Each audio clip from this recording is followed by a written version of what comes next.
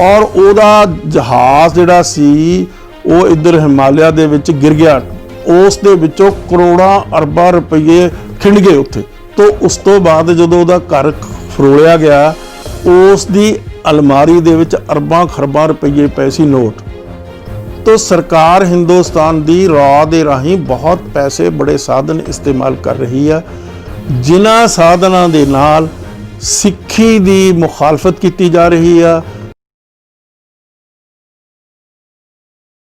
Brain on TV के सत्कारत ਸਰੋਤਿਆਂ ਨੂੰ वाहिगुरू जी का खालसा वाहिगुरू जी की फतेह।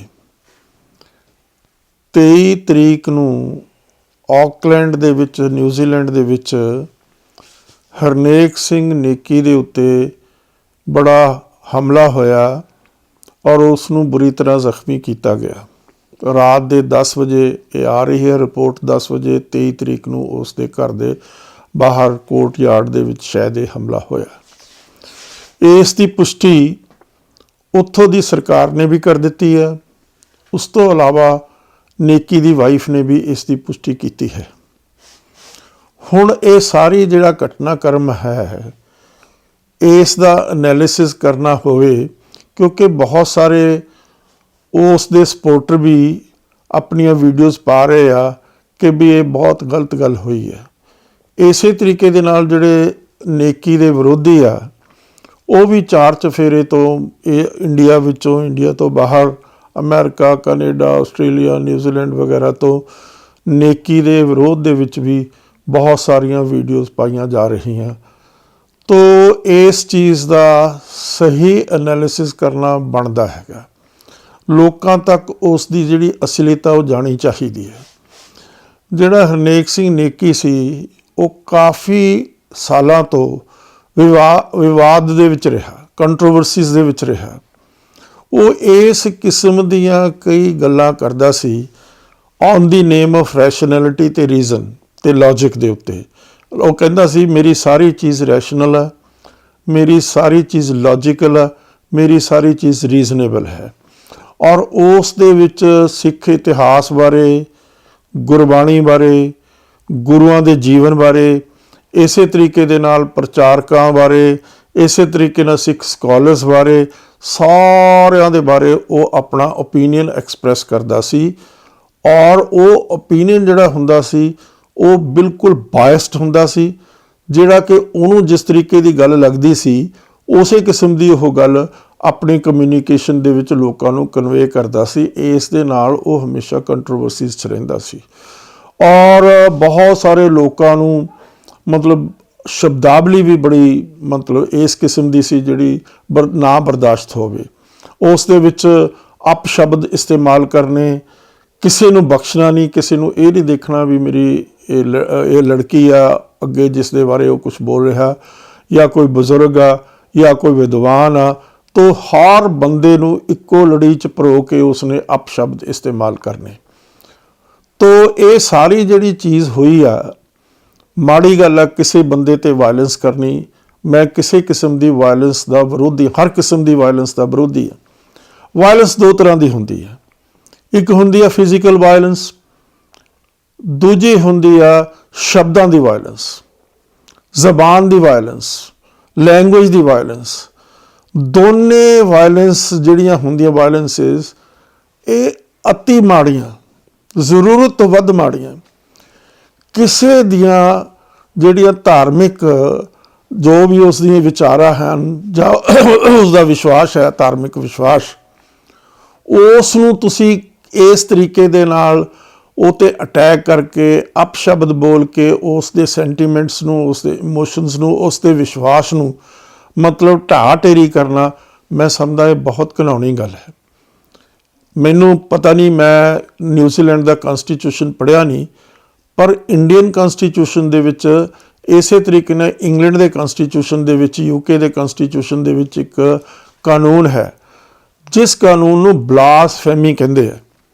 ਕਿਸੇ ਲੋਕਾਂ ਦੀ, ਕਿਸੇ ਧਾਰਮਿਕ ਲੋਕਾਂ ਦੀ ਆਸਥਾ ਦੇ ਉੱਤੇ ਅਟੈਕ ਕਰਨਾ, ਉਸ ਨੂੰ ਤੁਸੀਂ ਕਾਨੂੰਨੀ ਤੌਰ ਦੇ ਉੱਤੇ ਉਸ ਨੂੰ ਸਜ਼ਾ ਦਿਵਾ ਸਕਦੇ ਹੋ ਅੰਡਰ ਦੀ ਹੈਡਿੰਗ ਆਫ ਬਲਾਸਫੇਮੀ, ਕਿ ਉਸ ਦੇ ਤੁਸੀਂ ਖਾਮ ਖਾ ਸੈਂਟੀਮੈਂਟਸ ਨੂੰ, ਧਾਰਮਿਕ ਜਿਹੜੀਆਂ ਉਸ ਦੀਆਂ ਵਿਸ਼ਵਾਸ ਹੈ ਉਸ ਨੂੰ ਤੁਸੀਂ ਬਹੁਤ ਜ਼ਿਆਦਾ ਅਪਸ਼ਬਦਾਂ ਦੇ ਨਾਲ ਉਸ ਦੇ ਉੱਤੇ ਅਟੈਕ ਕੀਤਾ, ਜਿਹੜਾ ਕਿ ਨਾ ਬਰਦਾਸ਼ਤ ਸੀ।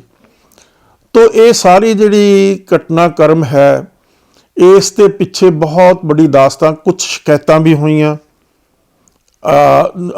ਨੇਕੀ ਦੇ, ਹਰਨੇਕ ਸਿੰਘ ਨੇਕੀ ਦੇ ਖਿਲਾਫ, ਪਰ ਉੱਥੋਂ ਦੀ ਸਰਕਾਰ ਨੇ ਉਸ ਦਾ ਕੋਈ ਨੋਟਿਸ ਨਹੀਂ ਲਿਆ। ਹੋਣਾ ਇਹ ਚਾਹੀਦਾ ਸੀ। ਆ ਦੇਖੋ, ਹਿੰਦੁਸਤਾਨ ਦੇ ਵਿੱਚ ਹੁਣ ਬੜੀਆਂ ਕੰਟਰੋਵਰਸੀਜ਼ ਚੱਲਦੀਆਂ, ਹਿੰਦੂਆਂ ਦੀਆਂ ਵਰਸਸ ਦੂਜੇ ਧਰਮਾਂ ਦੀਆਂ, ਦੂਜੇ ਲੋਕਾਂ ਦੀਆਂ। ਇੱਕਦਮ ਜਿਹੜੇ ਲੋਕ ਆ ਜਿਨ੍ਹਾਂ ਦੀਆਂ ਭਾਵਨਾਵਾਂ ਥੋੜ੍ਹੀਆਂ ਬਹੁਤੀਆਂ ਵੀ ਹਰਟ ਹੁੰਦੀਆਂ, ਉਹ ਇਮੀਡੀਏਟਲੀ ਪੁਲਿਸ ਸਟੇਸ਼ਨ ਜਾ ਕੇ ਉਸ ਦੇ ਉੱਤੇ ਕੇਸ ਰਜਿਸਟਰ ਕਰ ਦਿੰਦੇ ਆ। ਤਾਂ ਇਸ ਦੇ ਨਾਲ ਥੋੜ੍ਹਾ ਬਹੁਤਾ ਕੰਟਰੋਲ ਤਾਂ ਹੁੰਦਾ, ਪਰ ਕਈ ਵਾਰੀ ਉਹ ਜ਼ਰੂਰਤ ਤੋਂ ਵੱਧ ਵੀ ਹੋ ਜਾਂਦੀ ਹੈ। ਤੋ ਇਸ ਕਿਸਮ ਦੀ ਜਿਹੜੀਆਂ ਹਰਨੇਕ ਸਿੰਘ ਨੇਕੀ ਇਸ ਕਿਸਮ ਦੀਆਂ ਲਫ਼ਜ਼ਾਂ ਦਾ ਇਸਤੇਮਾਲ ਕਰਦਾ ਸੀ, ਜਿਹੜਾ ਨਾ ਬਰਦਾਸ਼ਤ ਸੀ ਲੋਕਾਂ ਲਈ, ਉਸ ਦੇ ਉੱਤੇ ਉੱਥੇ ਦੀ ਸਰਕਾਰ ਨੂੰ ਕੋਈ ਨੋਟਿਸ ਲੈਣਾ ਚਾਹੀਦਾ ਸੀ। ਜੇ ਉਸ ਦਾ ਨੋਟਿਸ ਲਿਆ ਹੁੰਦਾ ਤਾਂ ਅੱਜ ਇਹ ਇਸ ਕਿਸਮ ਦੀ ਘਟਨਾਕ੍ਰਮ ਨਹੀਂ ਹੋਣੀ ਸੀਗੀ। ਤੋ ਸਰਕਾਰਾਂ ਦੀ ਵੀ ਕੋਈ ਜ਼ਿੰਮੇਵਾਰੀ ਹੁੰਦੀ ਹੈ। ਔਰ ਇਸੇ ਤਰੀਕੇ ਦੇ ਨਾਲ ਹੁਣ ਜਿਵੇਂ ਰਿਪਬਲਿਕ ਟੀਵੀ ਦਾ ਜਿਹੜਾ ਐਂਕਰ ਆ ਅਰਨਵ ਗੋਸਵਾਮੀ, ਉਹ ਵੀ ਇਸ ਕਿਸਮ ਦੀਆਂ ਹਰਕਤਾਂ ਕਰਦਾ, ਔਰ ਉਹਨਾਂ ਹਰਕਤਾਂ ਦਾ ਨਤੀਜਾ ਵੀ ਭੈੜਾ ਨਿਕਲਿਆ। ਤੁਹਾਨੂੰ ਪਤਾ ਹੀ ਹੈ ਕੀ ਹੋਇਆ ਇਸ ਮੁਲਕ ਦੇ ਵਿੱਚ ਉਸ ਦੇ ਨਾਲ। ਔਰ ਇਸ ਕਿਸਮ ਦੀਆਂ ਸ਼ਰਾਰਤਾਂ ਮੈਂ ਤੁਹਾਨੂੰ ਦੱਸਣਾ ਚਾਹੁੰਦਾ, ਹਰਨੇਕ ਸਿੰਘ ਨੇਕੀ ਦੀ ਮੇਰੇ ਨਾਲ ਵੀ ਕੰਟਰੋਵਰਸੀ ਚੱਲੀ। ਉਹ ਇਸ ਕਰਕੇ ਚੱਲੀ ਕਿਉਂਕਿ ਢੱਡਰੀਆਂ ਵਾਲੇ ਨੇ ਕੁਛ ਇਸ ਕਿਸਮ ਦੀਆਂ ਗੱਲਾਂ ਕਹੀਆਂ ਸੀਗੀਆਂ, ਖਾਸ ਤੌਰ 'ਤੇ ਦਰਬਾਰ ਸਾਹਿਬ ਦੇ ਵਿੱਚ, ਔਰ ਜਿਹੜਾ ਉੱਥੇ ਸਰੋਵਰ ਸਾਹਿਬ ਆ ਉਸ ਦੇ ਉੱਤੇ, ਸ਼੍ਰੀ ਅਕਾਲ ਤਖਤ ਸਾਹਿਬ ਦੇ ਉੱਤੇ ਵੀ ਆਮ ਇਮਾਰਤਾਂ, ਇਹ ਆਮ ਤਲਾਬ ਹੈ, ਉਹਨਾਂ ਨੇ ਇਸ ਕਿਸਮ ਦੇ ਅਲਫਾਜ਼ ਇਸਤੇਮਾਲ ਕੀਤੇ। ਜਿਹੜਾ ਦਰਬਾਰ ਸਾਹਿਬ ਦਾ ਨਾਂ ਆ ਉਹ ਗੁਰੂਆਂ ਨੇ ਰੱਖਿਆ, ਉਹ ਪਵਿੱਤਰ ਨਾਂ ਆ ਸਿੱਖਾਂ ਦੀਆਂ ਭਾਵਨਾਵਾਂ, ਧਾਰਮਿਕ ਭਾਵਨਾਵਾਂ ਦੇ ਮੁਤਾਬਕ। ਸਿੱਖਾਂ ਲਈ ਉਹ ਆਮ ਇਮਾਰਤ ਨਹੀਂ ਹੈ, ਸਿੱਖਾਂ ਲਈ ਉਹ ਆਮ ਤਾਲਾਬ ਨਹੀਂ ਹੈ। ਔਰ ਇਸ ਕਿਸਮ ਦੀ ਆਰਗੂਮੈਂਟ ਦੇਣੀ ਵੀ ਜਿਹੜੇ ਗੁਰੂ ਸੀ, ਗੁਰੂ ਸਾਹਿਬਾਨ ਸੀ, ਗੁਰੂ ਅਰਜਨ ਦੇਵ ਮਹਾਰਾਜ ਜਾਂ ਦੂਸਰੇ ਪਾਸੇ ਗੁਰੂ ਹਰਗੋਬਿੰਦ ਸਾਹਿਬ, ਉਹ ਉੱਥੇ ਨਹਾਇਆ ਕਰਦੇ ਸੀ। ਤੋ ਇਸ ਕਿਸਮ ਦੀ ਗੱਲ ਕਹਿਣੀ, ਇਸ਼ਨਾਨ ਦੀ ਜਗ੍ਹਾ ਤੁਸੀਂ ਉਸ ਨੂੰ ਇਸ ਕਿਸਮ ਦੇ ਲਫ਼ਜ਼ ਇਸਤੇਮਾਲ ਕਰਕੇ ਉਸ ਨੂੰ ਇਸ ਡਾਊਨਗ੍ਰੇਡ ਕਰਨਾ, ਮੈਂ ਸਮਝਦਾ ਕੋਈ ਸਿਆਣਪ ਨਹੀਂ, ਕੋਈ ਵਿਜ਼ਡਮ ਨਹੀਂ। ਔਰ ਇਹ ਗੱਲ ਰਿਪੀਟਡਲੀ ਢੱਡਰੀਆਂ ਵਾਲੇ ਦੇ ਖਾਸ ਬੰਦਾ ਸੀ ਹਰਨੇਕ ਸਿੰਘ ਨੇਕੀ। ਤੋ ਇਸ ਕਿਸਮ ਦੀਆਂ ਕੰਟਰੋਵਰਸੀਜ਼ ਖੜੀਆਂ ਕਰਨੀਆਂ, ਮੈਂ ਸਮਝਦਾ ਅਕਾਲ ਤਖਤ ਤੇ ਸ਼੍ਰੀ ਅਕਾਲ ਤਖਤ ਸਾਹਿਬ ਦੇ ਜਥੇਦਾਰ ਦੋ ਅੱਡ-ਅੱਡ ਚੀਜ਼ਾਂ ਹੈਗੀਆਂ। ਜਿਹੜਾ ਅਕਾਲ ਤਖਤ ਸਾਹਿਬ ਦਾ ਜਥੇਦਾਰ ਹੈ ਉਹ ਕੇਅਰ ਟੇਕਰ ਹੈ, ਉਸ ਦੇ ਵਿੱਚ ਕੋਈ ਗਲਤੀਆਂ ਹੋ ਸਕਦੀਆਂ, ਉਸ ਦੇ ਵਿੱਚ ਕੋਈ ਇਸ ਕਿਸਮ ਦੀਆਂ ਉਹ ਤੋਂ ਮਤਲਬ ਕਿਸੇ ਬੰਦੇ ਤੋਂ ਵੀ ਕੋਈ ਗਲਤੀ ਹੋ ਸਕਦੀ ਆ ਜਿਹੜੀ ਕੁਛ ਲੋਕਾਂ ਨੂੰ ਪਸੰਦ ਨਾ ਹੋਵੇ। ਲੇਕਿਨ ਸ਼੍ਰੀ ਅਕਾਲ ਤਖਤ ਸਾਹਿਬ 'ਤੇ ਨੁਕਤਾਚੀਨੀ ਕਰਨੀ ਔਰ ਉਸ 'ਤੇ ਕਈ ਕਿਸਮ ਦੇ ਸ਼ੰਕੇ ਖੜੇ ਕਰਨੇ, ਇਹ ਮੈਂ ਸਮਝਦਾ ਠੀਕ ਨਹੀਂ ਲੱਗਦਾ। ਇਹ ਸਹਿਨਸ਼ੀਲਤਾ ਵਾਲੀਆਂ ਸਿੰਬਲਸ ਨਹੀਂ, ਇਹ ਅਕਲ ਵਾਲੀਆਂ ਗੱਲਾਂ ਨਹੀਂ। ਇਸੇ ਤਰੀਕੇ ਦੇ ਨਾਲ ਜੇ ਕੋਈ ਬੰਦਾ ਸਾਰੀ ਦੁਨੀਆ ਵਿੱਚ ਰਹਿੰਦਾ, ਜਿਸ ਤਰ੍ਹਾਂ ਕ੍ਰਿਸਚਨ ਵਰਲਡ ਆ, ਉੱਥੇ ਵੀ ਜਿਹੜਾ ਆਸਟ੍ਰੇਲੀਆ, ਉੱਥੇ ਵੀ ਬਹੁਤੇ ਲੋਕ ਕ੍ਰਿਸਚਨਸ ਹੈਗੇ, ਜੇ ਕੋਈ ਬੰਦਾ ਇਹ ਕਹੇ ਵੀ ਕ੍ਰਾਈਸਟ ਦਾ ਬਾਪ ਕੌਣ ਸੀ, ਉਸ ਦੇ ਉੱਤੇ ਇਸ ਕਿਸਮ ਦੇ ਸਵਾਲ ਖੜੇ ਕਰੇ, ਇਹ ਗੱਲ ਕਿਸੇ ਕੀਮਤ ਦੇ ਉੱਤੇ ਕ੍ਰਿਸਚਨ ਵਰਲਡ ਨੂੰ ਐਕਸੈਪਟੇਬਲ ਨਹੀਂ ਹੋ ਸਕਦੀ। ਇਹ ਕਿਸੇ ਕਿਸਮ 'ਤੇ ਵੀ ਬਰਦਾਸ਼ਤ ਨਹੀਂ ਕਰ ਸਕਦੇ। ਮੈਂ ਇੱਥੇ ਦੱਸਣਾ ਚਾਹੁੰਦਾ, ਜੇ ਇਹਨਾਂ ਦਾ ਪਿਛੋਕੜ ਆ ਹਰਨੇਕ ਸਿੰਘ ਨੇਕੀ ਦਾ, ਇਹ ਇੱਥੇ ਪੁਲਿਸ ਦੇ ਕੈਟ ਦੇ ਤੌਰ 'ਤੇ ਕੰਮ ਕਰਦੇ ਸੀ, ਔਰ ਪੁਲਿਸ ਦੀ ਕੈਟ ਤੋਂ ਬਾਅਦ ਇਹ ਇੱਥੋਂ ਚਲੇ ਗਏ, ਔਰ ਉੱਥੇ ਵੀ ਜਾ ਕੇ ਇਹਨਾਂ ਨੇ ਇੰਡੀਅਨ ਇੰਟੈਲੀਜੈਂਸ ਇਹਨਾਂ ਨੂੰ ਪੈਸਾ ਦਿੰਦੀ ਸੀ, ਔਰ ਉਸ ਪੈਸੇ ਦੇ ਉੱਤੇ ਜੋ ਇੰਡੀਅਨ ਇੰਟੈਲੀਜੈਂਸ ਚਾਹੁੰਦੀ ਸੀ ਉਸ ਕਿਸਮ ਦੀ ਗੱਲ ਕਰਦੇ ਸੀ। ਸਿੱਖਾਂ ਦੀ, ਗੁਰੂਆਂ ਦੀ, ਗੁਰਬਾਣੀ ਦੀ ਹਰ ਪਹਿਲੂ ਤੋਂ ਕ੍ਰਿਟਿਸਿਜ਼ਮ ਕਰਦੇ ਸੀ। ਇਸੇ ਤਰੀਕੇ ਦੇ ਨਾਲ ਇਕੱਲਾ ਇਹੀ ਨਹੀਂ ਹਰਨੇਕ ਸਿੰਘ ਨੇ, ਕਿ ਹੋਰ ਵੀ ਉੱਥੇ ਇਸ ਕਿਸਮ ਦੇ ਲੋਕ ਆ ਜੋ ਇਹਨਾਂ ਦੇ ਨਾਲ ਮਿਲ ਕੇ ਇਹ ਸਾਰਾ ਘਟਨਾਕ੍ਰਮ ਕਰਦੇ ਸੀ। ਹੁਣੇ ਪਿੱਛੇ ਜੇ ਕੋਈ ਕੁਛ ਮਹੀਨਿਆਂ ਦੀ ਗੱਲ ਆ, ਜਰਮਨੀ ਦੇ ਵਿੱਚ ਜਰਮਨ ਇੰਟੈਲੀਜੈਂਸ ਨੇ ਇੱਕ ਹਸਬੈਂਡ ਵਾਈਫ ਪਕੜਿਆ, ਔਰ ਉਹਦੇ ਵੀ ਮਤਲਬ ਜਿਹੜੇ ਕੇਸ ਸੀ, ਸਰੂਪ ਉਹਦਾ ਪੂਰਾ ਸਿੱਖੀ ਵਾਲਾ ਸੀ, और ਜਿਹੜੇ ਦੂਸਰੇ ਹੋਰ ਬੰਦੇ ਫੜੇ ਗਏ, 2 ਅੱਡ-ਅੱਡ ਜਗ੍ਹਾ ਤੋਂ ਬੰਦੇ ਫੜੇ ਗਏ ਔਰ ਉਹ ਜਰਮਨ ਇੰਟੈਲੀਜੈਂਸ ਨੇ ਐਸਟੈਬਲਿਸ਼ ਕੀਤਾ ਔਰ ਉਹ ਕੇਸ ਚੱਲ ਰਿਹਾ ਕਿ ਉਹ ਰॉ ਦੇ ਏਜੰਟ ਸੀ। ਸਿੱਖਾਂ ਦੇ ਵਿੱਚ ਘੁਸਪੈਠ ਕਰਕੇ ਸਿੱਖੀ ਸਰੂਪ ਦੇ ਵਿੱਚ ਆ ਕੇ ਉਹ ਸਿੱਖਾਂ ਦੀ ਹਰ ਗੱਲ ਨੂੰ ਸੈਬੋਟੇਜ ਕਰਦੇ ਸੀ ਔਰ ਸਿੱਖਾਂ ਨੂੰ ਬਦਨਾਮ ਕਰਨ ਦੀ ਕੋਸ਼ਿਸ਼ ਕਰਦੇ ਸੀ। ਕੁਝ ਗਲਤ ਕਿਸਮ ਦੀਆਂ ਮਤਲਬ ਕਾਰਵਾਈਆਂ ਕਰਕੇ, ਗਲਤ ਕਿਸਮ ਦਾ ਬੋਲਬਾਣਾ ਕਰਕੇ ਤਾਂ ਉਹ ਪਕੜੇ ਗਏ। ਇਸ ਤੋਂ ਇਲਾਵਾ ਟੋਰਾਂਟੋ ਦੇ ਵਿੱਚ ਵੀ ਕੁਝ ਮਹੀਨੇ ਪਹਿਲਾਂ ਜਿਹੜੀ ਕੈਨੇਡਾ ਦੀ ਇੰਟੈਲੀਜੈਂਸ ਆ ਉਸਨੇ ਕੁਝ ਬੰਦੇ ਫੜੇ ਆ ਜਿਹੜੇ ਰॉ ਦੇ ਏਜੰਟ ਆ ਔਰ ਰॉ ਦੇ ਪੇਰੋਲਸ ਦੇ ਉੱਤੇ ਸੀਗੇ। तो इस तो एस्टैबलिश हुंदा हैगा कि हिंदुस्तान की जिहड़ी रॉ दी इंटैलीजेंस है उसने बड़ा वड्डा नैटवर्क फैलाया हुआ ऑल ओवर दी वर्ल्ड। जिथे जिथे सिख वसदे आ उन्हां मुल्कां दे विच सिखां नूं बदनाम करन लई, सिक्खी दी तौहीन करन दे लई, सिख परंपरावां नूं उल्टा करन दे लई, उहनूं इधर उधर घुमाउण दे लई ये सारियां जिहड़े लोग आ ये they are not self made, वो काम नहीं करते। इस तरीके नेकी साहब कोई काम नहीं सी करते। एक पहला वो लेमैन सी, कोई क्वालिफिकेशन नहीं सी, इत्थों बतौर पुलिस कैट दे उत्थे गए, उत्थे एस्टैबलिश हो गए और उन्हां दा रहन सहन जिहड़े बहुत अमीर बंदे आ कैनेडा दे विच उस ऑकलैंड दी जिहड़ी बेस्ट ऑफ दी एरिया हैगा उत्थे उन्हां दा बहुत वड्डा घर सी। हुण जे इस गल नूं मैं समझदा जिहड़ी उत्थे दी इंटैलीजेंस है उस मुल्क दी उसनूं इस गल दी छानबीन करनी चाहिदी आ भी इन्हां दे किहड़े सोर्स सी, किहड़ी इन्हां दा आमदन दा जरिया सी, किहड़ा प्रोफैशन इन्हां दा सी, की इन्हां दी क्वालिफिकेशन सी, की इन्हां दी बैकग्राउंड सी। ये चीज़ तो पता लग जाएगा कि बहुत बड़े रिसोर्सिस इन्हां नूं प्रोवाइड किए गए सी इंडियन इंटैलीजेंस जिहड़ी रॉ है उस राहीं। मैं एक गल ते सवाल करदा कि नेकी साहब ने जिन्नियां भी मैं इन्हां दी वीडियो देखियां किसी एक वीडियो दे विच भी उन्होंने RSS के खिलाफ एक लफ्ज़ नहीं बोलिया। इस तरीके नाल BJP की सरकार के खिलाफ एक लफ्ज़ नहीं बोलिया। मैं पुछना चाहना उन्हां दे समर्थकों तो, उन्हां दे सपोर्टर्स तो कि RSS इस मुल्क दे विच सारा ठीक ही कर रही है जे उन्हां दी विचारधारा लई जावे नेकी साहब दी, कि BJP इस मुल्क दे विच सारा ठीक ही कर रही है। तो जे कोई फॉल्ट फाइंडिंग वो सिखां विच लभ सकदे आ उसे किस्म की फॉल्ट फाइंडिंग उन्हां नूं BJP ते RSS भी देखनी चाहिदी सी। इस तरीके नाल जे सिखिज़म दे विच या सिख ट्रैडिशनस दे विच या सिख प्रैक्टिसिस दे विच कोई फॉल्ट लभदे आ तो कोई थोड़ा बहुता उस तो चलो जे 100% सिखां च फॉल्ट लभदे आ 1-2% उन्होंने हिंदूइज़म च भी कोई फॉल्ट देखने चाहिए आ। जिस तरह वर्ण आश्रम धर्म की गल है जिहड़ी कि एक बहुत वड्डा वर्ग आ इस मुल्क का और जोड़ा बाहर भी फैले हुए आ उन्हां दे विचारियां दे नाल किस किस्म का अत्याचार हो रहा। जिहड़े वर्ण आश्रम धर्म तो जिहड़ा बेचारा दलित वर्ग आ किस तरीके नाल हज़ारां सालों तो सफ़र कर रहे हैं और अज भी सफ़र कर रहे हैं, अज भी उन्हां ते अत्याचार हो रहे हैं। कि हरनेक सिंह नेकी नूं ये नज़र नहीं सी आउंदा कि उन्हां दे जहन च ये गल आउंदी नहीं सी भी एक एड्डा वड्डा वर्ग और जिहड़े उच्च जाति वाले लोग ब्राह्मण खत्री जिहड़े लोग वैश्य आ उन्हां ते कितना जुल्म सितम करते आ रहे।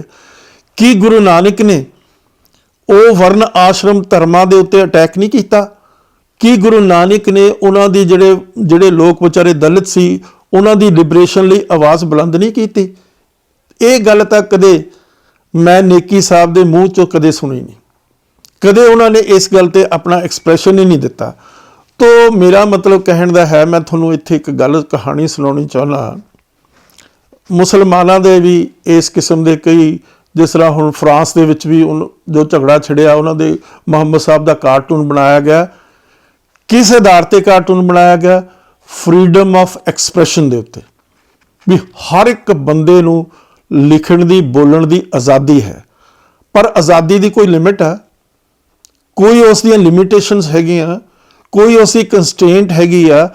तो जे तुसी मुहम्मद साहब दे कार्टून बनाओगे और वो कार्टून घिनौनी किस्म के होणगे ਜਿਹੜੇ मुस्लिम वर्ल्ड ਨੂੰ एक्सैप्टेबल नहीं हो सकते। इसे तरीके दे नाल हुण रेशलिज्म चल रहा अमेरिका दे विच, जे काले लोकां नूं इस तरीके दे नाल दर्शाया जाएगा कि वो क्रिमिनल आ, वो किसी भी सैटअप दे विच फिट नहीं हुंदे, तो एक किस किस्म की फ्रीडम ऑफ एक्सप्रैशन हैगी है। इसे तरीके की जिहड़ी फ्रीडम ऑफ एक्सप्रैशन का एडवांटेज लैके नेकी साहब सिखां ते सिक्खी ते इस किस्म दियां घटिया किस्म दियां घिनौनियां गल्लां करदे सी, वो मतलब एक्सैप्टेबल नहीं हो सकती।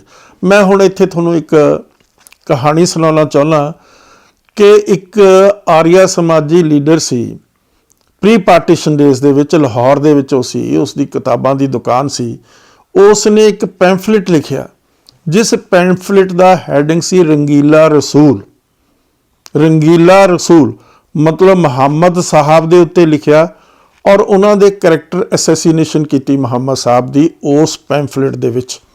उस दे उत्ते बहुत राम रौला उठिया, मुसलमाना ने बड़ी आवाज़ बुलंद की भी साडे जिहड़ा प्रॉफिट है उसकी तौहीन की गई है। रंगीला रसूल जिहड़ा पैम्फलेट उस आर्या समाजी लीडर ने लिखिया, तो होया कि चर्चा बहुत चली, बड़ी कंट्रोवर्सी उठी। मुसलमान इस्लाम समाज दे विच बड़ी उसकी मतलब बहुत दुख उन्होंने पहुंचा, उन्होंने सेंटीमेंट्स नूं, इमोशन नूं, रिलीजियस फीलिंग्स नूं। तो एक चमार सी बेचारा मुसलमान, वो शिमले दे विच जिस तरह वो अपना छोटी जी वो लैके इत्थे लोकां दे जुत्ते पालिश करदा सी, लोकां दी जुत्तियां दी मरम्मत करदा सी, उसनूं इस गल का पता लग गया। वो शायद पढ़िया लिखिया बहुता नहीं सी, पर किसी ने दसता भी इस तरीके नाल किसी आर्या समाजी ने एक पैम्फलेट लिख के रंगीला रसूल जिसका हैडिंग आ मुहम्मद साहब दे करैक्टर असैसीनेशन की है। वो मतलब मुंडा नौजवान सी, चमार सी बेचारा बाई प्रोफैशन। उसने अपना थोड़ा जो कुछ उसका सी थोड़ा बहुता सारा कुछ बेच के 4-5 रुपये बट के उत्थों चल पिया। उत्थे जाके उसने उसे दुकान ते पहुँच गया जिस दुकान दे जिहड़ा मालिक सी वो ऑथर भी सी, वो रंगीला रसूल जिहड़ा पैम्फलेट लिखिया गया सी। तो उस तो बाद उसने की कीता, उसनूं कहण लग्या भी मैनू वो पैम्फलेट दे रंगीला रसूल। वो जाके उसने जदों उत्ते अलमारी नूं हत्थ पाया, उन्हें उहदे छुरा मारिया छाती दे विच, ते उसदा उसे वेले मतलब खत्म हो गया वो आदमी जिहड़ा सी जिसने लिखिया सी, जिसदी वो दुकान सी। तो उस तो बाद वो भज्जिया नहीं, उसे जगह खड़ के उसने कबूल किया भी मैं इस बंदे नूं मारिया क्योंकि इसने उस पैम्फलेट दे विच प्रॉफिट मुहम्मद साहब दे करैक्टर असैसीनेशन की सी। तो केस चलिया, केस चलन जो बहुत बड़ा केस बन गया हो, क्योंकि उस दे नाल सारी जिहड़े मुसलमान सी सारे हिंदुस्तान दे वो इकट्ठे हो गए, उन्होंने सेंटीमेंट्स उस दे विच हर्ट होए भी सी। उन्होंने उसनूं जिहड़ा चमार मुंडा सी उसनूं बड़ी सिंपथी अराउज हो गई मुसलमानां दे विच। तां उसनूं उहदा जदों केस चलिया तो उस केस चलण दे विच किसी बंदे ने सुजैशन दिती भी जनाह साहब थोड़े वकील हो सकते हैं। जनाह बहुत वड्डा वकील सी, बार एट लॉ सी, बड़ा नामी वकील सी उस वेले उस इंडिया दे विच सारे च। ते तू जनाह नूं कहण लगे भी तुसीं उहनूं मिलो। जनाह साहब उहनूं मिले तो उहनूं कहण लगे भी तू ये कह दे भी मैं ये कतल नहीं किया। बहुत वड्डी गल है। उसने जवाब दिता कि मैं एक गल नहीं कह सकता क्योंकि मैं जदों इस दुनिया तो जाऊँगा तो मुहम्मद साहब की कचहरी दे विच खड़ा होकर की गल कहूँगा कि मैं झूठ बोलिया, कि मैं बेमुख होया मुहम्मद साहब तो उसनूं मतलब सजाए मौत होगी उसे केस दे विच। तां सर मुहम्मद इकबाल जो बड़े वड्डे नामी विद्वान सी उस वेले मुसलमानां दे जिहड़े दुनिया च मन्ने जांदे सी, उन्हां ने उसकी अर्थी नूं मतलब मोढा दिता जदों उसका जनाजा निकलिया। तो किसे और उस तो बाद इंडियन गवर्नमेंट ने, ब्रिटिश गवर्नमेंट ने लॉ की अमेंडमेंट की जिस दे विच उन्होंने ब्लासफेमी का जिहड़ा लॉ इंट्रोड्यूस किया भी किसी दे सेंटीमेंट्स नूं हर्ट करना कोई मतलब उस उन्हां लोकां दे इमोशन सेंटीमेंट्स ते जो उन्हां दी जो उन्हां दा बिलीफ सिस्टम है उसनूं नुकसान नहीं पहुँचाया जा सकता। तो इस किस्म की जिहड़ी हरकतां हैगीਆਂ ये माड़ियां ਹੁੰਦੀਆਂ, ये घिनौणियां ਹੁੰਦੀਆਂ, इन्हां नूं एक्सैप्टेबल नहीं किया जा सकता सिविलाइज्ड वर्ल्ड दे विच। जे तुसी किसी का क्रिटिसिज्म भी करना किसी धर्म का या जिहड़े इस किस्म के पैगंबर आ उन्हां दी भी कोई मतलब किसी किस्म का सिविलाइज्ड वे है। तुसी गल करो, अपनी गल करो, अपनी गल नूं अपनी लकीर नूं इन्ना लंबा कर दो कि दूसरे की लकीर जिहड़ी छोटी लगे। तो ये जिहड़ी मतलब हरनेक सिंह नेकी करदा, हुण देखो बड़ी मतलब दुखदाई गल है। और दुखदाई गल यह है भी किस किस्म की हरनेक सिंह नेकी किसानों का ही क्रिटिसिज्म करता शुरू। मैं दावे नाल कहना उन्होंने जिहड़े ये 3 काले कानून इंट्रोड्यूस कीती आ जिहड़ी मोदी सरकार ने, वो पढ़े नहीं, उन्हों की गहराई तक नहीं गए, उन्होंने समझिया नहीं, उन्होंने विचारिया नहीं और किसी तो पुछया नहीं, सीधे तौर के उत्ते जिहड़ा किसानों नूं कटहरे विच खड़ा कर दिता। उन्होंने इस गल का एहसास ही नहीं भी ये कानूनों की की इंप्लीकेशन है। उन्होंने इस गल का एहसास ही नहीं कि वो तिन्ने कानूनों दे विच कंटेंट की है, उस नाल किस तरीके दे नाल जिहड़े कारपोरेट जिहड़े घराणे आ वड्डे अडानी ते अंबानी सारा का फायदा उन्होंने करन नूं कीते गए मोदी साहब ने। इहदे विच आम जिहड़ा किसान आ, सिੱਖੀ किसान नहीं, दूसरे किसान भी बेचारे हिंदू किसान, दूसरे मुसलमान किसान जिहड़े छोटे छोटे जिहड़ी जमीनां दे उत्ते खेती ते कारोबार करते हैं, वो सारे तबाह हो जाणगे। उन्हां सारियां दी जमीनां खत्म हो जाणगीਆਂ, वो किते तो बाहर हो जाणगे। और WTO जिहड़ी वर्ल्ड ट्रेड ऑर्गेनाइजेशन हुई है माली दे विच जिहड़ा कीता गया 2012 दे विच फैसला, उस दे मुताबिक सारे दुनिया के किसान खत्म हो रहे हैं। और इस तरीके नाल देखो अमेरिका दे विच जिहड़ी किसानी आ सिर्फ 2% लोग करना रह गए, बाकी दे सारे उस प्रोफैशन नूं छड्ड के शहरां दे विच जाके मजदूरी करते हैं। हिंदुस्तान दे विच एड्डी बड़े किसानां दी गिनती है जिहड़े 60% आबादी है इस मुल्क की। 135 करोड़ दे विचों 60% लोग बेरोजगार हो जाणगे, अपने किते अपने प्रोफैशनां तो बाहर हो जाणगे। कित्थे जाणगे? इत्थे तां कोई इंडस्ट्री है ही नहीं जिथे जाके लोग ऑलरेडी अनएम्पलॉयमेंट जिहड़ी आ शिखरां दे उत्ते आ। तो बगैर सोचे, बगैर विचारे, बगैर समझे खाम खा मतलब इस किस्म की कंट्रोवर्सी खड़ी कर देनी जिहड़ी लोकां दीयां भावनावां नूं भी हर्ट करे और लोकां दे जिहड़े एग्जिस्टेंस है इकनॉमिक जिहड़ी उन्हां दी एग्जिस्टेंस है उसनूं भी तबाह करे। इस किस्म की गल करनी मैं समझदा शोभा नहीं दिंदी किसी समझदार सूझवान या पढ़े लिखे इंसान नूं। इस तरीके नाल मेरे नाल कंट्रोवर्सी चली, गल चली पंजाबी जबान की ते पंजाबी की जिहड़ी लिपि की। हुण उन्हां नूं फर्क नहीं सी समझदा कि पंजाबी जबान वो, मैं कहा पंजाबी जबान तो गुरुओं तो पहला एग्जिस्ट करती है, संस्कृत तो भी पहला। जिहड़े शेख फरीद साहब भी पंजाबी दे विच बहुत शानदार उन्होंने दोहे लिखे हुए आ, लेकिन जिहड़ी स्क्रिप्ट हैगी आ, जिहड़ा अल्फाबैट है, जिहड़ा ऊड़ा आड़ा है, वो गुरुओं ने इंट्रोड्यूस किया। जे साडी स्क्रिप्ट ऊड़ा आड़ा गुरु ना इंट्रोड्यूस कर दे तो पंजाबी जबान ने जिहड़ी देवनागरी स्क्रिप्ट आ उस दे आधार दे उत्ते हिंदी दे विच समो जाना सी। गुरुआं दी जिहड़ी कंट्रीब्यूशन आ वो इस गल्लों दुनिया दे विच बहुत वड्डी गल है जिहड़ी यूनीवर्सिटियां दे विच बैठे प्रोफैसर नहीं इंट्रोड्यूस करते। ईवन अंग्रेजी जबान की भी अपनी स्क्रिप्ट नहीं है, अंग्रेजी जबान की रोमन स्क्रिप्ट आ ABC जिसनूं तुसीं कहंदे हो। तो उन्होंने पता ही नहीं सी इस गल का, निक्की साहब नूं पता ही नहीं इस गल का भी स्क्रिप्ट का ते लैंगुएज का की फर्क होंदा हैगा। और वो खाम खा मतलब कंट्रोवर्सी जो मैनू तो हासा आया उन्हां दी अकल दे उत्ते। इसे तरीके दे नाल हुण देखो जे तुसीं कानून 3 कानून पढ़े ही नहीं, उन्हां दी जिहड़ी कंटेंट है उसनूं अंडरस्टैंड ही नहीं कीता तो उस दे उत्ते तुसीं ओपीनियन दे रहे हो और कटहरे विच खड़ा कर रहे हो बेचारे किसानां नूं। और एक किस्म दी गल्लां उन्होंने इत्थे नहीं कीतियां सिख धर्म बारे, सिख स्क्रिप्चर बारे, सिख इंस्टीट्यूशनस बारे, सिख हिस्टरी बारे। मैं कहना किस किस्म की हिस्टोरियोग्राफी उन्होंने पढ़ी है? ये जिहड़े अजकल दी जिहड़ी नॉलेज आ उसनूं माइक्रो नॉलेज कहंदे आ कि वो आदमी जिसने सारी जिंदगी हिस्टोरियोग्राफी पढ़ी आ वो हिस्टरी दे मैन्यूस्क्रिप्ट ते कोई गल कर सकता है। पर कोई लेमैन आके इस किस्म ਦੀਆਂ ਬੇਤੁਕੀਆਂ ਗੱਲਾਂ ਕਰੇ जिस ਦਾ ਕੋਈ ਆਧਾਰ ਨਾ ਹੋਵੇ, जिस ਦੀ ਕੋਈ ਸਮਝ ਨਾ ਹੋਵੇ, जिस ਦਾ ਕੋਈ ਵਿਚਾਰ ਨਾ ਹੋਵੇ। मैं कहना लिख के दिखाओ, ਜੇ ਕੋਈ ਗੱਲ ਹੈ ਤੁਹਾਡੇ ਵਿੱਚ ਲਿਖ ਕੇ ਬੋਲਣ ਨੂੰ ਤਾਂ ਲੋਕ ਇੱਥੇ ਬਹੁਤ ਬਕ-ਬਕ ਕਰਦੇ ਫਿਰਦੇ ਚਾਰੇ ਪਾਸੇ। ਔਰ ਇਸ ਕਿਸਮ ਦੀ ਜਿਹੜੀ ਗਲਤੀ ਹੈ ਉਹ ਰੱਬ ਕਰੇ ਸਿੱਖਾਂ ਨੂੰ ਸੂਝ ਆ ਜਾਏ, ਸਿੱਖਾਂ ਨੂੰ ਮਤਲਬ ਇਸ ਗੱਲ ਦੀ ਸਮਝ ਆ ਜਾਏ ਕਿ ਇਸ ਕਿਸਮ ਦੀ ਗਲਤੀ ਨਾ ਰਿਪੀਟ ਕੀਤੀ ਜਾਵੇ। ਔਰ ਇਹ ਮੈਂ ਸਮਝਦਾ ਇੰਡੀਅਨ ਇੰਟੈਲੀਜੈਂਸ ਲਗਾਤਾਰ कराई जा रही है और बहुत बड़े साधन मतलब इस्तेमाल कर रही है। बहुत पैसा रॉ जिहड़ी एजेंसी आ वो सारी दुनिया दे विच फैली भी है।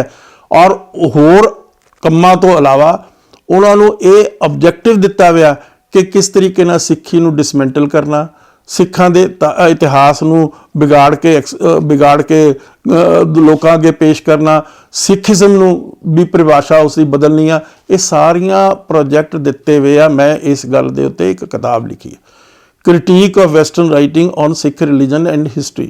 वो तुसी पढ़ लो।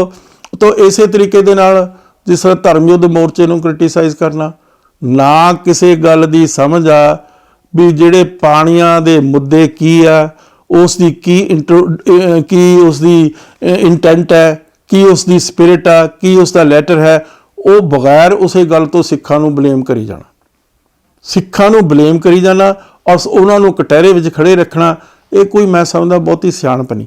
पहला तो तुसी मैं कहा इस गल नूं तां समझ लो भी रीआर्गेनाइजेशन एक्ट की है, किस तरीके दे नाल उन्हां दे विच गैर विधानिक तरीके दे नाल 3 क्लॉजेज पा के 78 79 80 पा के किस तरीके नाल पंजाब दा पानी बाहर लै गए आ। तो ये बड़े मतलब बहुत बरीक गल्लां ਜਿਹੜੀਆਂ ਗੱਲਾਂ ਨੂੰ ਸਮਝਣ ਦੇ ਲਈ ਤੁਹਾਨੂੰ ਸਾਲਾਂ ਬੱਧੀ ਤੁਹਾਨੂੰ ਕੰਮ ਕਰਨਾ ਪੈਂਦਾ ਸਿਰ ਸਿੱਟ ਕੇ। ਪਰ ਇਸ ਤਰ੍ਹਾਂ ਨਹੀਂ ਹੁੰਦਾ ਵੀ ਅੱਜ ਸਵੇਰ ਉੱਠੇ ਕੱਪੜੇ ਵਧੀਆ ਪਾਏ ਤੇ ਇੱਕ ਰੇਡੀਓ ਚੈਨਲ ਦੇ ਉੱਤੇ ਬੈਠ ਕੇ ਤੁਸੀਂ ਬਕ-ਬਕ ਕਰ ਦਿੱਤਾ। ਇਹ ਕੋਈ ਅਕਲ ਵਾਲੀ ਗੱਲ ਨਹੀਂ ਹੈ, ਇਹ ਕੋਈ ਸੂਝ ਵਾਲੀ ਗੱਲ ਨਹੀਂ ਹੈ, ਇਹ ਕੋਈ ਸਮਝ ਵਾਲੀ ਗੱਲ ਨਹੀਂ ਹੈ। ਪਰ ਹਾਂ, ਜਦੋਂ ਤੁਸੀਂ ਆਪਣੇ ਮਾਸਟਰ ਤੋਂ ਪੈਸੇ ਲੈ ਰਹੇ ਹੋ ਤਾਂ ਕੁਦਰਤੀ ਤੌਰ ਤੇ ਉਹ ਤੁਹਾਨੂੰ ਕਹਿ ਰਿਹਾ ਵੀ ਹੁਣ ਅੱਜ ਬੋਲ, ਕੱਲ੍ਹ ਨੂੰ ਵੀ ਬੋਲ, ਪਰਸੋਂ ਨੂੰ ਵੀ ਬੋਲ, चौथे ਨੂੰ भी बोलदा तुरिया जा। तो कोई विद्वान दुनिया का मैं समझदा ऐसा पैदा नहीं होया अज तक जिस बंदे ने इस तरीके नाल इस किस्म दी परिभाषा के उत्ते ओपीनियन एक्सप्रैस किया होवे। तो ये बड़ी जरूरी गल है कि लोगों नूं समझ लेना चाहिए, खास तौर पर सिख जगत नूं, कि थोड़े विरोध दे विच जिहड़ी इंडियन इंटैलीजेंस आ बहुत ज़्यादा पैसा, बहुत ज़्यादा सोर्सिस, बहुत ज़्यादा की कहते इंस्टीट्यूशनस यूज़ कर रही है। हुण देखो एक सुरिंदर नाथ इत्थे गवर्नर सी पंजाब दा, वो पहला IPS ऑफिस रहा सी, फिर उसनूं गवर्नर बना दिता गया। तो उस दा एक जहाज़ जिहड़ा उसने मतलब वो भी इस तरीके नाल पैसा इस्तेमाल करके लोगों को गुमराह करके विजिलेंटे ग्रुप उन्होंने कहते अंग्रेजी दे विच, सिखां दे विच, मिलीटेंटां दे विच भी उन्होंने इस किस्म के बंदे इंट्रोड्यूस कर दिते। काला एक सी, बहुत सारे मेरिया किताबां दे विच सारियां दे उन्हां दे रेफरेंस दिते हुए आ। उन्हां नूं पैसे दिंदे सी और उहदा जहाज़ जिहड़ा सी वो इधर हिमालय दे विच गिर गया। उस दे विचों करोड़ां अरबां रुपये खिंड गए उत्थे। और ये गल नोन आ, अखबारां विच मैगजीनां 'च छप गई। तो उस तो बाद जदों उहदा घर फरोलिया गया, उस दी अलमारी दे विच अरबां खरबां रुपये पए सी नोट। तो सरकार हिंदुस्तान दी रॉ दे राहीं बहुत पैसे बड़े साधन इस्तेमाल कर रही है, जिन्हां साधनां दे नाल सिक्खी दी मुखालफत की जा रही है, सिक्खी दी स्पिरिट दे उत्ते लिखिया जा रहा, सिक्खी दी स्पिरिट के खिलाफ बोलिया जा रहा। और इस दे नाल कई लोग बेचारे प्रभावित भी हो जाते हैं, जिहड़े बेचारे ज़्यादा सूझवान नहीं होंदे और वो इन्हां दे फॉलोअर्स भी बन जाते हैं। तो इन्हां दी फॉलोइंग भी क्रिएट हो जाती है।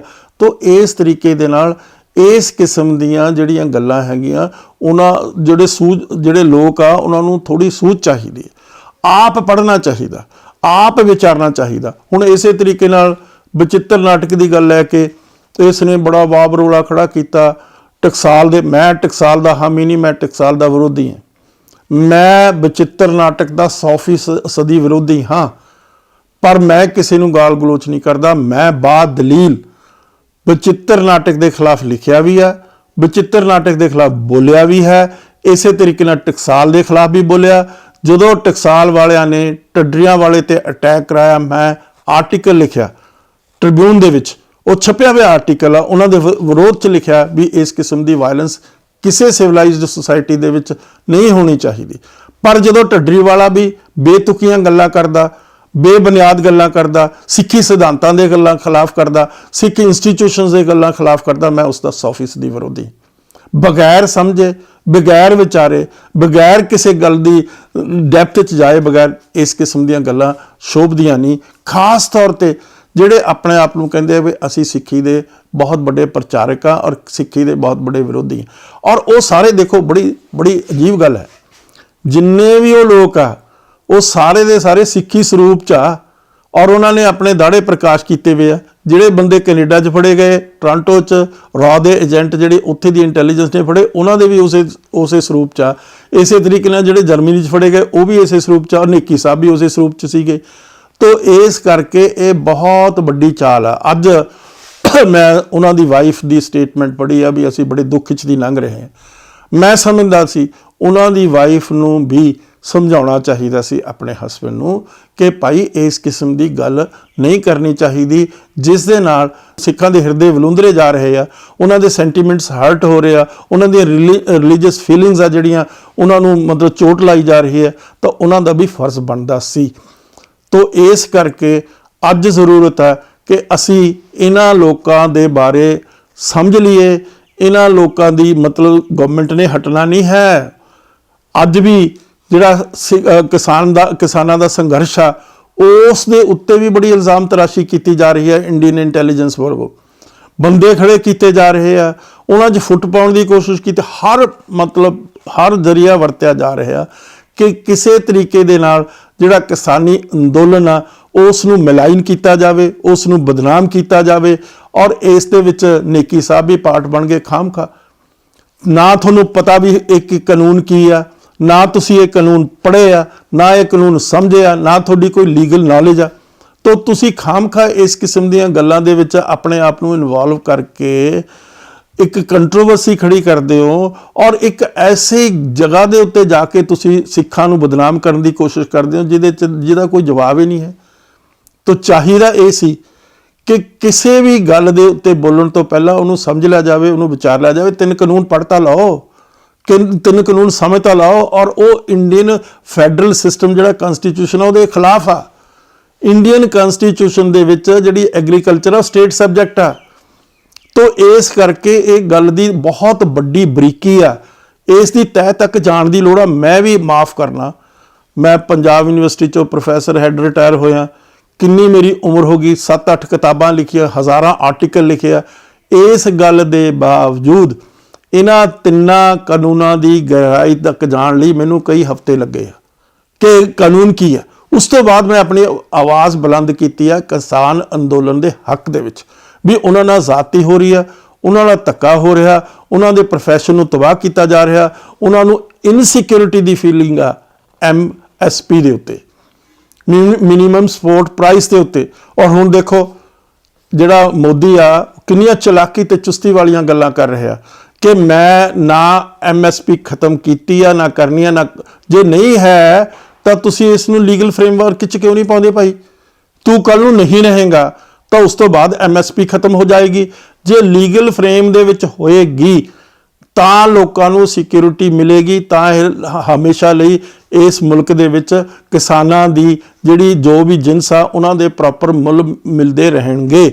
ਤਾਂ ਇਹ ਗੱਲ ਨੂੰ ਐਵੇਂ ਮਤਲਬ ਮੂੰਹ ਫੱਟ ਹੋ ਕੇ ਗੱਲਾਂ ਕਹਿ ਦੇਣੀਆਂ ਦੁਖਦਾਈ ਗੱਲ ਹੈ, ਤਕਲੀਫ ਦੇਣ ਵਾਲੀ ਗੱਲ ਹੈ। ਔਰ ਖਾਸ ਤੌਰ 'ਤੇ ਉਹ ਬੰਦਾ ਜਿਹੜਾ ਸ਼ਕਲ ਸੂਰਤ ਦੇ ਵਿੱਚ ਸਿੱਖੀ ਸਰੂਪ ਦੇ ਵਿੱਚ ਹੋਵੇ, ਮਤਲਬ ਲੱਗਦਾ ਹੋਵੇ ਵੀ ਉਹ ਦੇਖਣ ਨੂੰ ਲੱਗਦਾ ਹੋਵੇ ਚੜ੍ਹਦੀ ਕਲਾ ਵਾਲਾ ਸਿੱਖ ਆ, ਤਾਂ ਉਸ ਦੇ ਮੂੰਹੋਂ ਇਹ ਗੱਲ ਪਾਉਂਦੀ ਨਹੀਂ।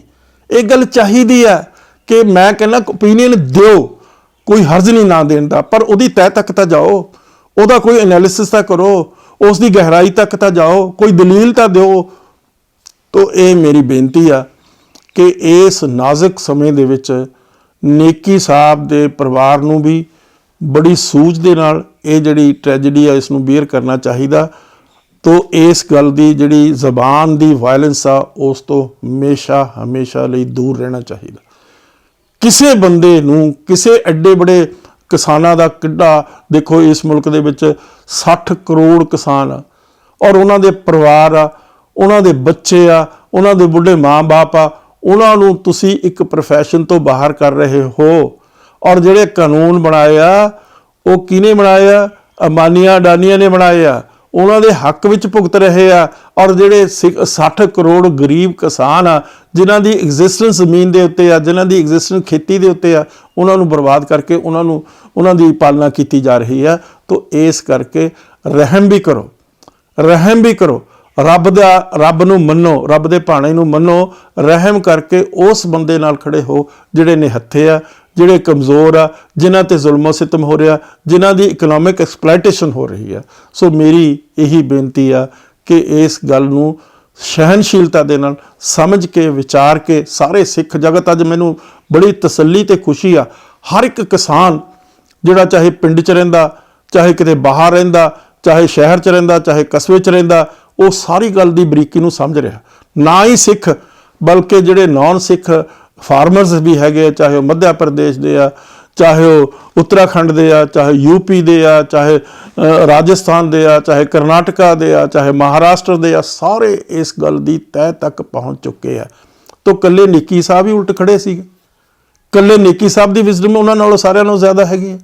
किन्ने विद्वान, किन्ने यूनीवर्सिटियां दे प्रोफैसर, किन्ने दुनिया के इकोनॉमिस्ट, वर्ल्ड ओवर इकोनॉमिस्ट जिहड़े आ वो कह रहे हैं भी ज़्यादती हो रही है किसानों के नाल हिंदुस्तान दे विच। एक बहुत बड़ा रेवोल्यूशन है, उस रेवोल्यूशन की करंट दे अगे खड़ा हरनेक सिंह नेकी शोभदा नहीं, चंगा नहीं लगता। तो इस करके जरूरत आ कि आपां वो गल करिए जिहड़ी भाउंदी होवे, जिहड़ी सही होवे, जिहड़ी गरीबां निहत्थियां कमज़ोर वर्ग के लोगों की सपोर्ट करती होवे। तो यही मेरी बेनती आ। तो यही बेनती लैके मैं तुहाडे कोल हाज़र होया। वाहिगुरू जी का खालसा, वाहिगुरू जी की फतेह।